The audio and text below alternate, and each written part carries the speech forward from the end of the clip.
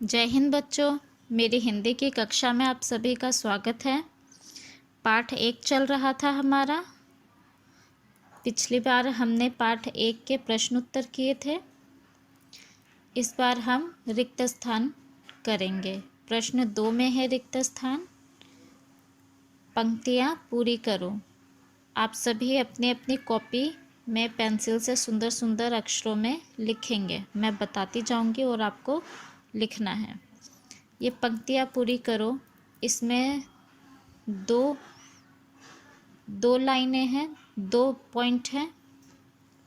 प्रश्न 2 के पहले में है मुझे न चाहिए, मुझे न चाहिए। इसके बाद आपको डैश दिया हुआ है, डैश, उसके बाद लिखा है खेल खिलौने। मुझे न चाहिए खेल खिलौने, यही पंक्ति है और इसको आपको कविता में से ही देखकर लिखना है। तो शुरू करते हैं। मुझे न चाहिए डैश का कोई सामान। यहाँ तक तो डैश में आप लिखेंगे खेल खिलौने और न खेल का कोई सामान और न खेल, यहाँ तक। उसके बाद है आगे की लाइन है बस मेरी प्रबल डैश ऊंची शान। तो उनके बीच में आएगा प्रबल के बाद अभिलाषा करूं देश की ऊंची शान। आपके सामने भी लिखा हुआ है, आप देख सकते हैं। इसी तरह से आपको लिखना है। और दूसरे में आते हैं। प्रश्न 2 का पहला हो चुका है, प्रश्न 2 का दूसरा रिक्त स्थान है अपने प्यारे।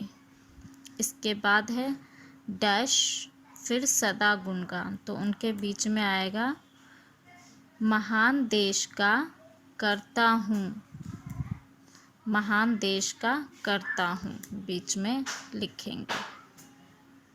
उसके बाद है इच्छा है इस डैश करूँ बलिदान। तो उसके बीच में आप लिखेंगे इच्छा है इस के बाद मातृभूमि पर अपने प्राण, मातृभूमि पर अपने प्राण।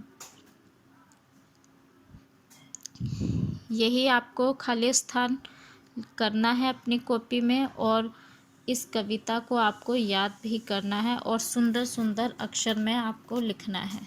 अब हम प्रश्न 3 की ओर चलते हैं। प्रश्न 3 है शब्दों से वाक्य बनाओ। आप सभी को ये शब्द दिए गए हैं, उनके सामने वाक्य बनाने हैं। आपको सुंदर सुंदर अक्षर में अपनी कॉपी में लिखना है। तो पहला शब्द है सामान। सामान का वाक्य बनेगा यह मेरा सामान है। दूसरा देशभक्त। देशभक्त का वाक्य बनेगा सुभाष चंद्र बोस एक महान देशभक्त थे। तीसरा भगवान। भगवान का वाक्य बनेगा भगवान हर जगह है।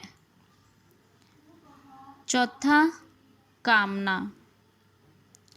कामना शब्द का वाक्य बनेगा भगवान तुम्हारी कामना पूर्ण करेंगे।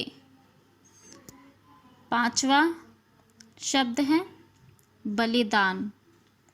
बलिदान का वाक्य बनेगा हमें मातृभूमि के लिए बलिदान करना चाहिए। इन सभी शब्दों के वाक्य आप सुंदर राइटिंग में अपनी कॉपी में लिखेंगे। जय हिंद बच्चों।